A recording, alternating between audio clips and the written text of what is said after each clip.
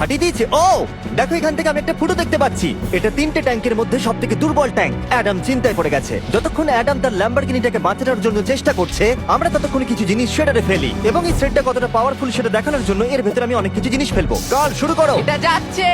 ইয়া দেখা যাক কি হয়। ইয়া এটা তো দারুণ ছিল। এটা শুনে তো পিয়ানোর আওয়াজ মনে হচ্ছে না। আমার মনে হয় পিয়ানোটাকে একটু ধোয়া উচিত। ঠিক বলেছো, কোকগুলোকে ফেলো। আমি 99% শিওর এগুলো উড়ে আসবে। ও এটা পড়লো। ও ও ও ও ও ও আর যতক্ষণ ওরা এটা করছে, আমি আপনাদের সিজন টিকিট কিনেছেন, কিন্তু আপনি শুধু দেখবেনই না, আপনাকে টিম তৈরি করতে হবে, স্ট্র্যাটেজি বানাতে হবে, এবং পুরস্কারও ভাগ করে নিতে ও হবে। মাই গড। এরপরে আমরা ফেলবো হার্শিস ভেন্ডিং মেশিন। আমি এটাকে ফেলে দিয়ে তোমাদের উপকারী করছি বন্ধুরা। ওটা পড়ছে। এই গেল হার্শিস।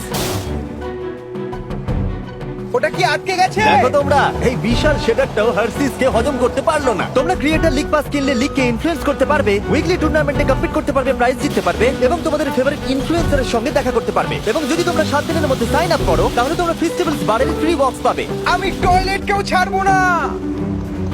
এটাকে ব্যবহার করতে ক্রিসকে কে শিখিয়েছে? ক্রিয়েটর লিগ আপনাকে কন্ট্রোল দেয় যে ক্রিয়েটররা কি গেম খেলছে। ক্রিস, ফেলে দাও। প্রত্যেক টিমে কারা আছে, নিয়ম কি, এবং আরো অনেক কিছু।